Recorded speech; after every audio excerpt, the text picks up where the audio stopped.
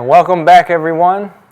So glad to be back at Seed Time and Harvest, where we're learning to grow our foods and continuing off of the workshop that just shortly ended. We wanted to continue that learning the practical steps to growing your own food because it was very important. Is that right, Sharice? It is important, and we just finished a very interesting workshop. And the last time we were here, we talked about Eat for Strength, your garden greens, where we looked at how to grow our collards, our kale, and our spinach, and we learned about a very interesting type of spinach, which was the Malabar spinach. Oh, yes. That is an excellent crisis food because that variety of spinach in particular will serve you for a very long time. And today we will be focusing on overcrowding. Now, what can you tell us about overcrowding, Jose? You know, overcrowding in your garden is not something that you want because what happens is in your garden, when you have too many things planted together, they tend to compete with each other. Right. And so this is not something that you would want. And in fact, I'm reminded of what the Lord teaches in the Bible, in Genesis, when he tells us to be fruitful, to multiply, and to replenish the earth. But that's not what we're seeing. We're seeing so many people are crowding in the cities. Right. And so even as we looked at in the last information segment of the workshop, we talked about country living, going out into the country and developing or getting a piece of property and having a garden, growing your food. This is essential for us to develop character, the character that we need before Jesus comes back. And not only for character development, but to prevent diseases so that we can have strength. Working the land, we won't have that much disease as if we're crowded in a city, right? And it's the same thing with the same principle can be applied to the garden. As we overcrowd our garden, we introduce disease, weak plants, we have stressed plants competing for nutrients, for sunlight, for air, and even for water. And so, Jose, what do we have here? Well, here we have, and this is a bin full of some delicious looking greens. It does look amazing. These are a bouquet of greens here that we have. And what are these greens? Well, these are radishes. I'm not sure how many people love radishes are familiar with radishes, but when you buy your radishes at the store, it does come with the green attached. And what do we generally do with our greens, or people generally do with their greens, Jose? Well, generally when you break off or cut off the greens off of your radishes, most people just throw them into the garbage. Some who are even working in the garden, they might throw them in the compost or even feed it to their animals. But you'll find that a lot of nutrition, even much more so than what you find in the radish, is found in the greens. And that's true. That's true. Now, going back to this bin, of course, you want to grow and get the most food out of the little space that you may have. Now, is this a good setup for growing food? As far as the overcrowding, it's not good. So what we would recommend in something like this would be to thin it out. Unless you want to grow for the greens, right? To eat the greens in your salad or you want to cook them. Right. But for growing the roots of the radish, this may not be the best setup. Right. And why is that? Because what happens is, just like we talked about, character development, here the fruit would not be able to develop. And so in order for us to get that fruit that we would want, the radish in this case, we would have to thin them out. Okay. And so why don't we show them how we would do that? Okay. And so when you're thinning your vegetables, you want to thin at the root. You don't want to pull it out, especially with root vegetables. Why? Because you don't want to disrupt the root growth of the neighboring plants. And so you're going to get your scissors or your shear, and you're just going to go through this jungle of greens, and you're going to snip at the base. Radishes grow best when they have space to grow, as we mentioned, so about 1 to 2 inches apart. That's the spacing you want to give them. And so we're just going to go throughout this nice bouquet, and we're going to cut out. As you do that, Sharice, I'm reminded, we're talking about a soon coming crisis. And if there's a crisis coming, I want to be able to eat something. And the great thing about radishes is how quickly they produce. And these greens will pop up in about less than a week. You'll have some greens that are up there. And if you're hungry, what are you going to do? you're going to eat some of those greens.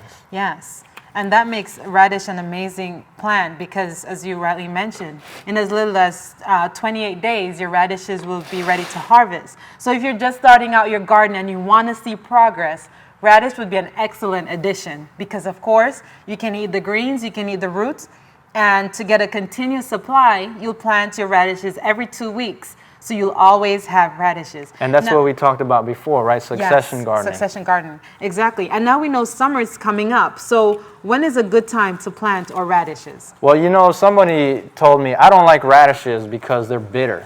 Yes. And the reason that the radish was bitter is because it was probably grown in the summertime. Right. The best time to grow your radishes is in the spring. Or fall. If you grow them in the summer, they will be bitter. That's why you have bitter greens. Yes. Because they're grown in a hot temperature, and they become bitter because of that. And another thing too, with the summer, you can't say, okay, I'm going to plant my radishes and put them in the shade, because this plant loves full sun. It loves the full sun. While it doesn't like the heat, if you put it in a shade, you'll get all greens and no root. So if you want the greens throughout the summer, you can plant it and put it in a shade, but bear in mind, you'll only get these luscious greens. And of course, you can add them to your salad and you can cook them. Another thing that I want to make mention of with overcrowding our greens on our garden is that when you do that, bear in mind that you feed your soil, right? And so the plants, in this case, they're going to be competing for nutrients. They're going to be competing for water. And so when you have this much vegetable in one location, you're going to have to water more. You're going to have to feed your plant more.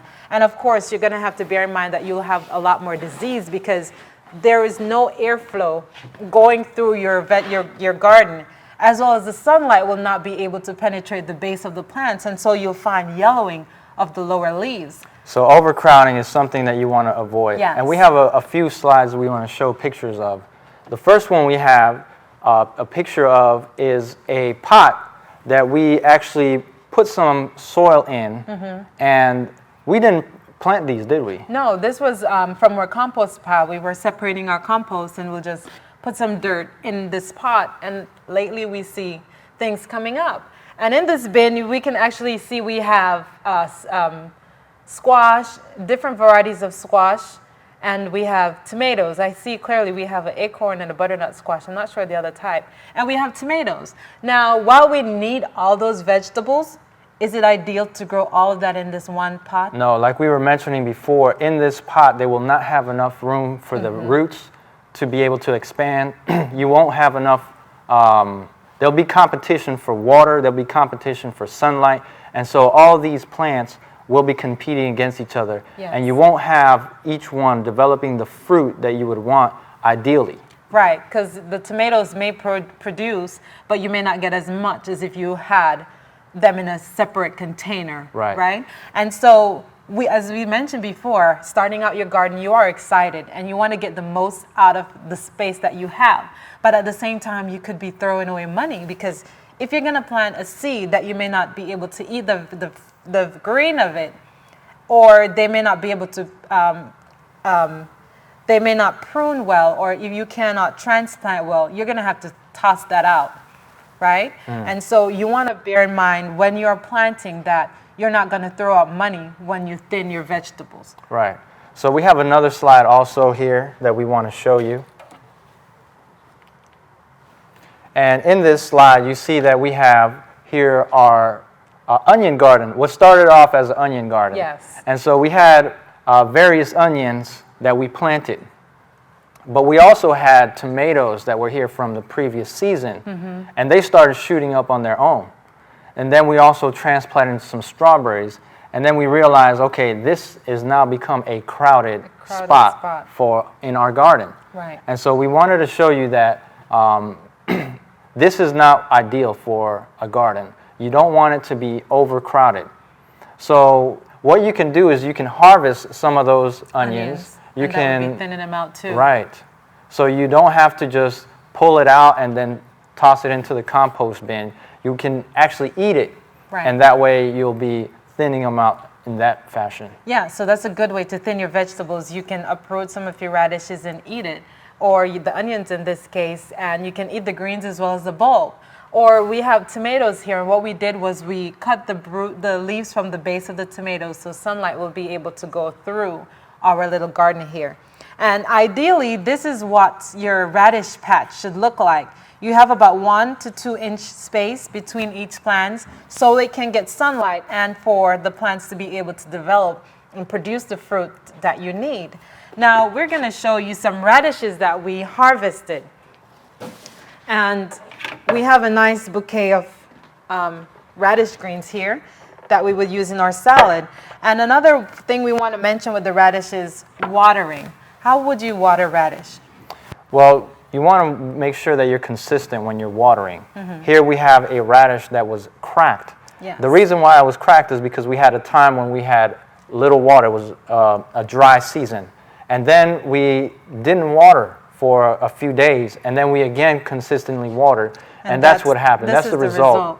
So with your roots, you want to have a consistent supply of water. If you're going to water every 2 days, you do so, but you don't want to water 2 days and then you wait for 5 days and then you go back and water again, because the water is going to just, the plant is going to just suck up all that moisture and then it's going to crack. Now you can harvest your radishes. They range from different sizes, from a marble to a golf ball. So you harvest as needed. Now, Sharice, I wanted to show them also here in our vertical garden. This is where we got these from.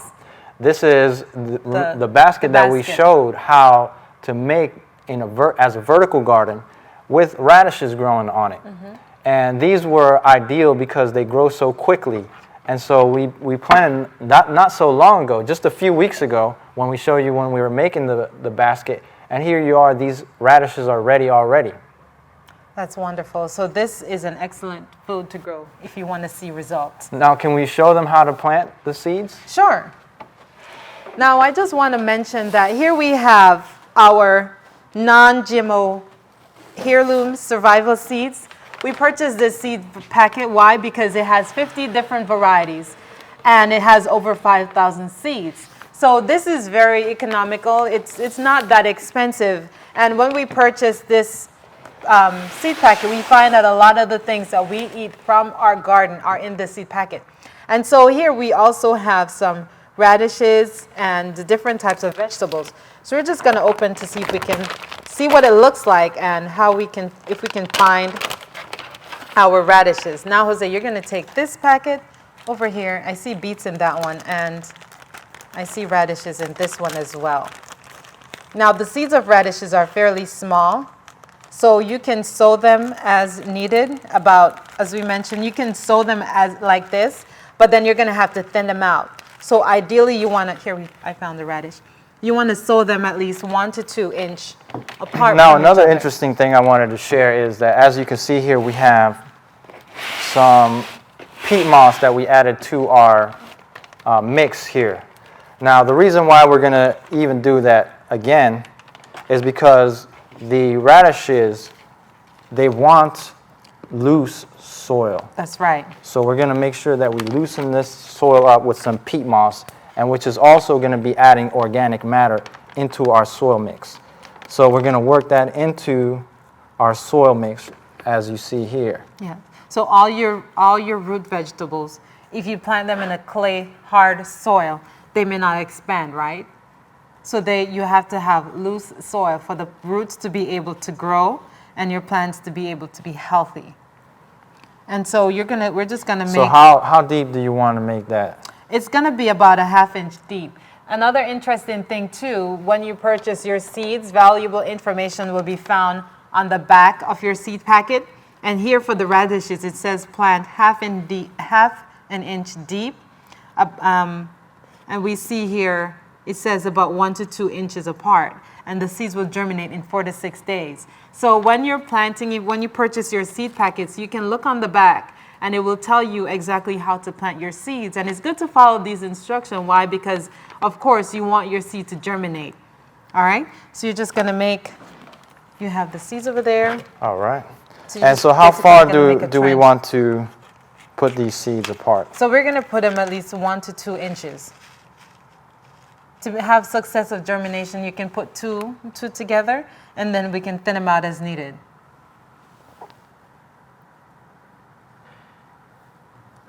and they need a consistent supply of moisture for them to grow. So if you're in a dry area and you're going to plant your root vegetables, you want to make your row, and you want to flood it with water so that water will be there, because when you water after you plant your seeds, if you're in a sandy soil, your seeds may be washed away. Or what you can do is you can soak your seeds the night before so that when you plant them, moisture will already be in the seed so that the germination rate will be good. All right, so you're just going to cover this row of radish, not too deep, and within 5 or 6 days, you're going to have new radish. And again, we're going to do this every 2 weeks so we have a consistent supply of radishes. And there you have it. That's it for our radishes. Now, what will we be talking about next, Jose? So next, we want to keep in mind that we're talking not only about the roots, we're talking about the greens, because the greens can be eaten. And another good example of a vegetable where you can eat both the root and the stem are beets. Beets are another good example of that. So let's go ahead and show them this bin that we have here.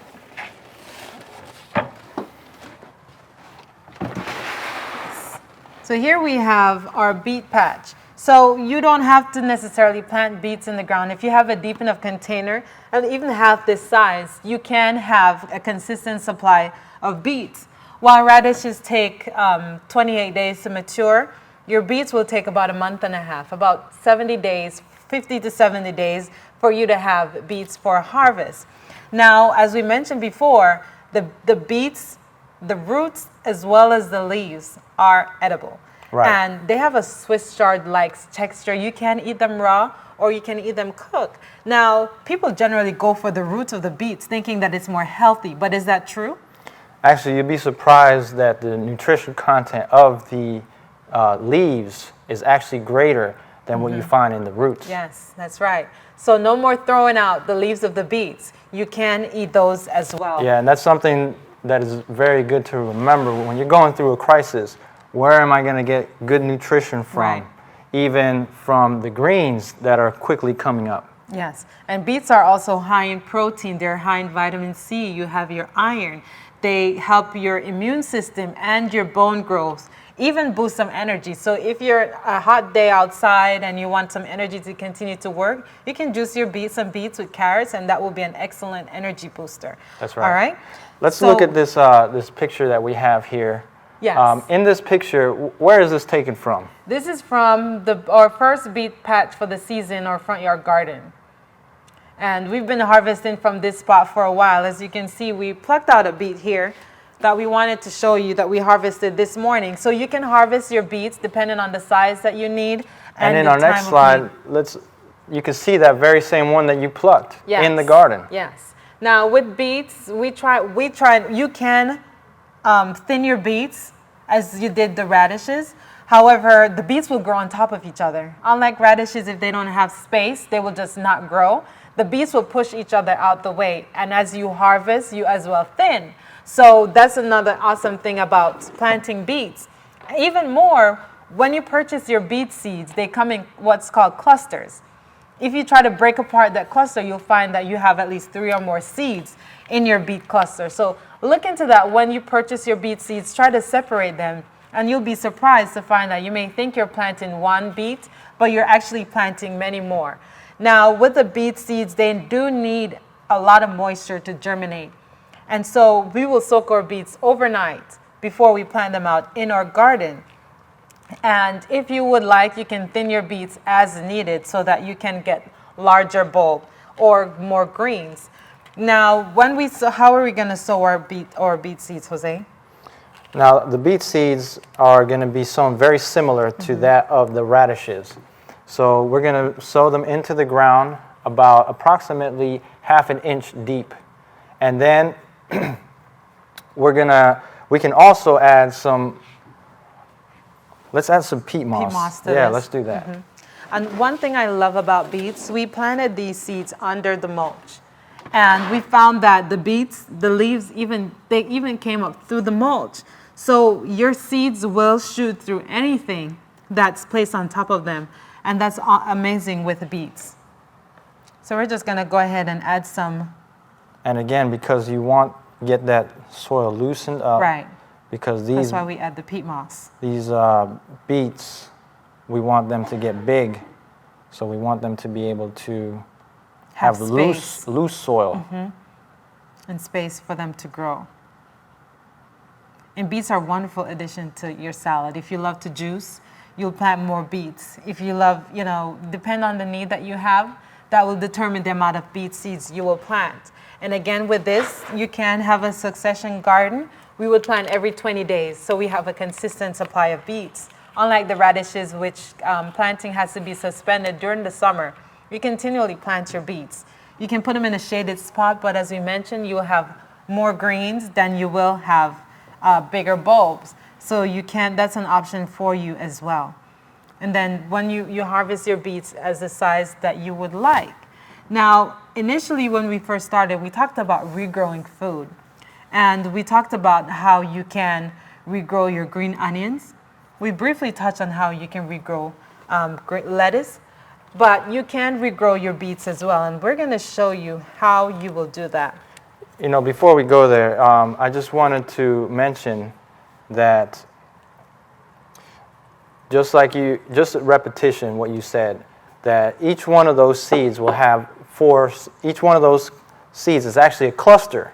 So there's actually 3 to 4 seeds in each one of those seeds that I just planted. So I didn't plant that many, and I spaced them out approximately 1 to 2 inches apart.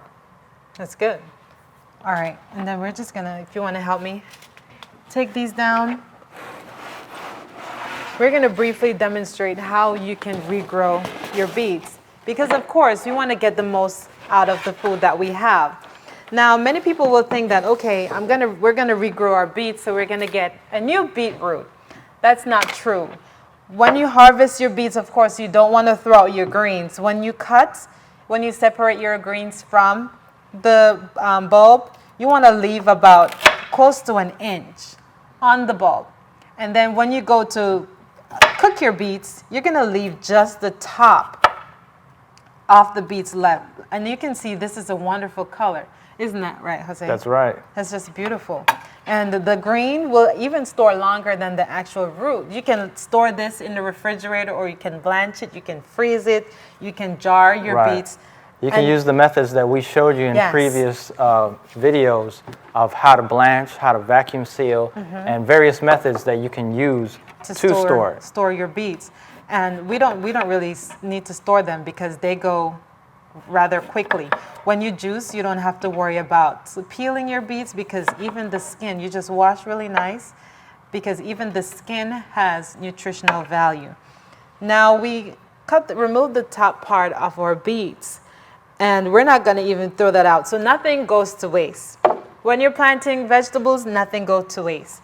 You're going to just get a shallow bowl of water. You're going to snip the top, leaving about an inch on it. You're going to put it in some water, and what's going to happen?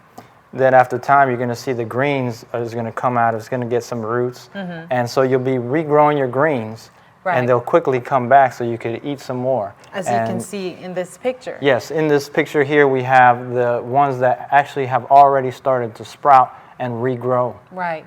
And it has a Swiss chard-like taste and texture.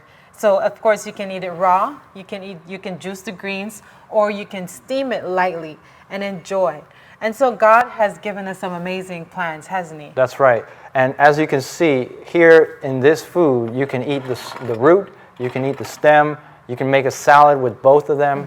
And this is something that you can use in the time of crisis, because you're going to be wondering, what am I going to eat? Am I going to be able to survive? Am I going to be able to make it?